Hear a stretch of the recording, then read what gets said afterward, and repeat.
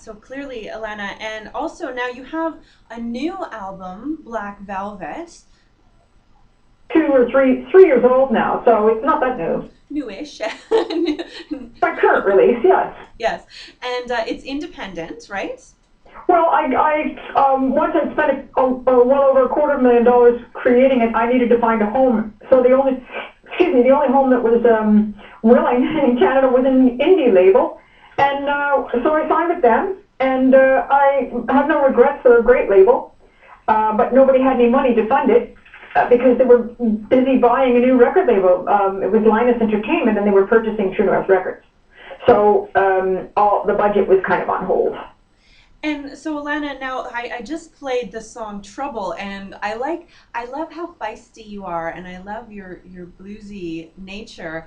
And so I'm wondering, when you were writing it, the lyric is, when I'm in a no, when I'm in trouble I call 911, but When I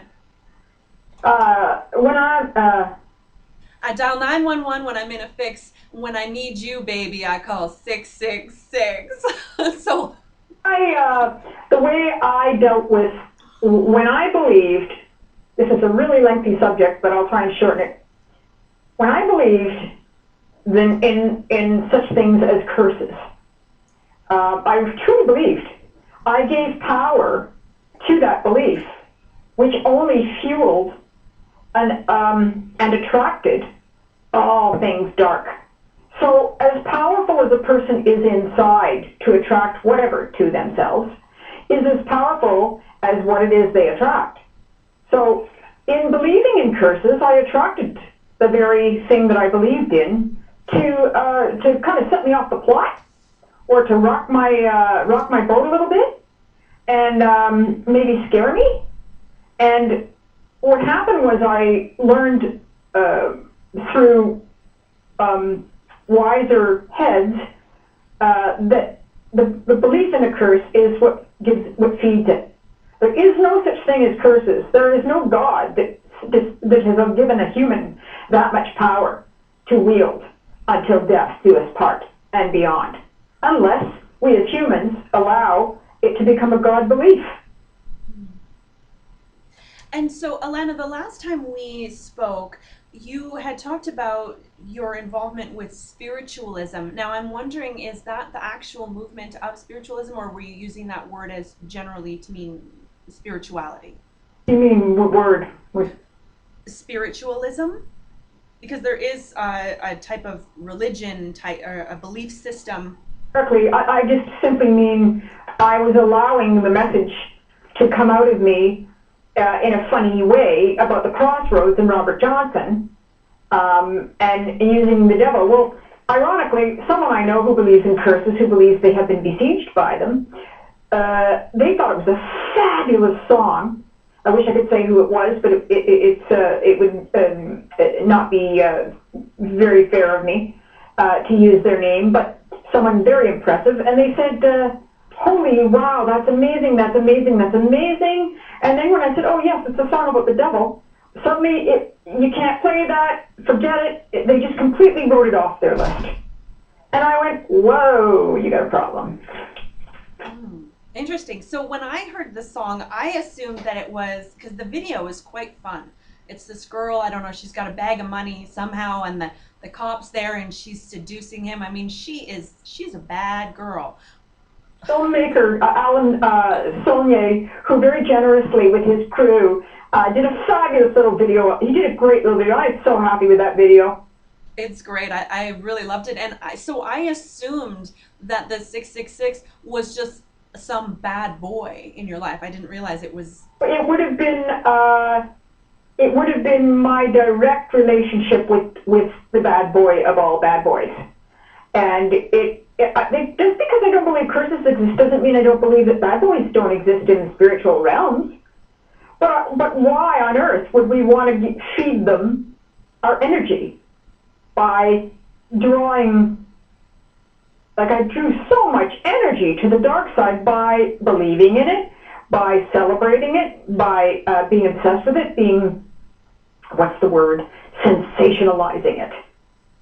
You know, ooh, ooh, the occult, ooh, and it's such a indulgence.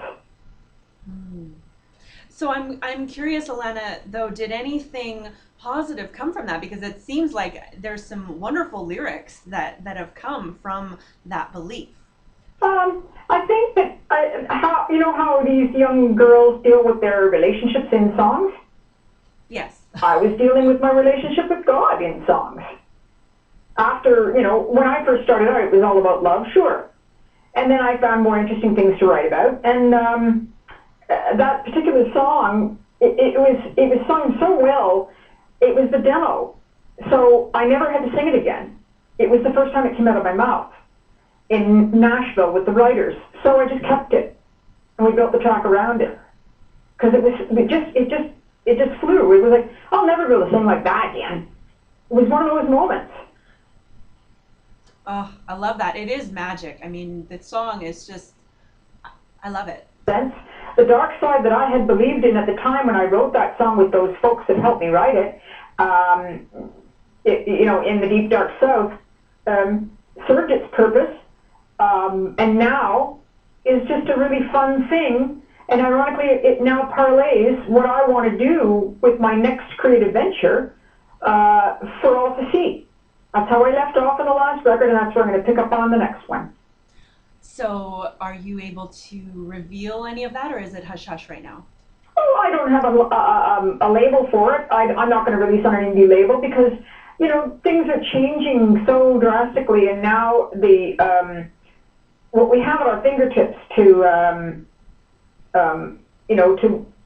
be able to make back the proper amount of royalties for our hard work. It's all there out there for us, and the distribution of those royalties and so on.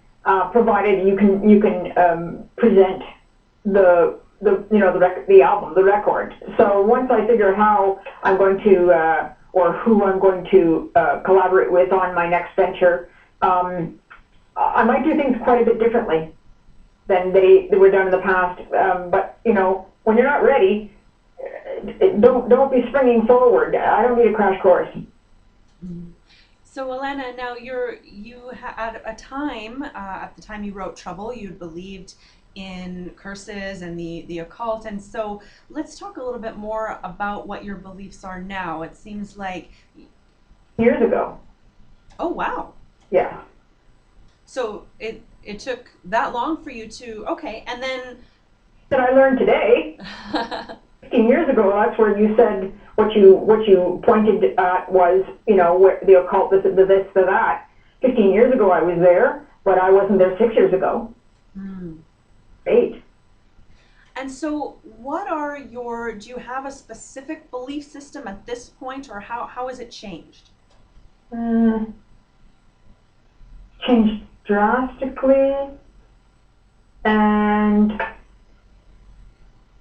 what the biggest change is that I don't owe anybody an explanation of what my faith and beliefs are, Mm. and B, I must be careful in how I disclose my beliefs because they're going to be way too heady for some who would use me as a poster girl for ridicule.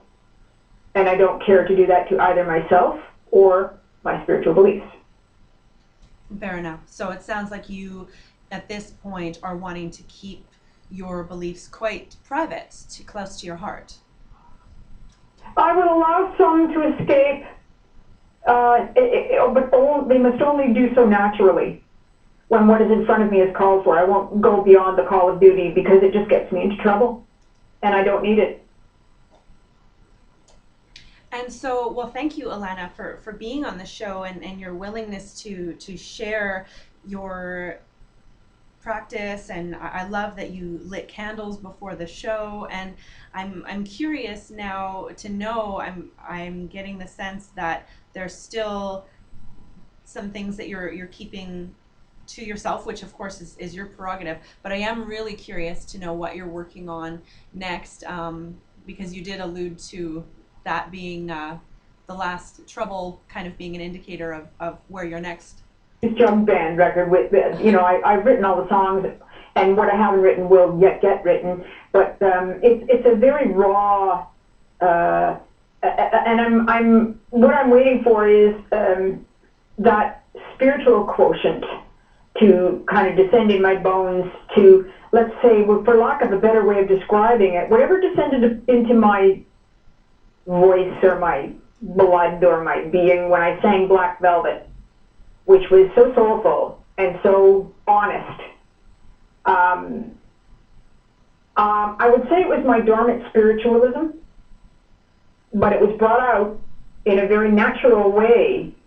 And ironically, the big one-hit wonder everybody accuses me of being is so grand. I never thought that it would accept young people the way it does, and be have kind of like hold such a marker for young lady rocker singers. I didn't know that I titled my record Black Velvet because I didn't think people would remember my name. And then, in the last 3 years, I realized how foolish that was. Everybody calls it Alannah Myles' Black Velvet. Well, what did I know? It was an unvarying decision. It was a decision made to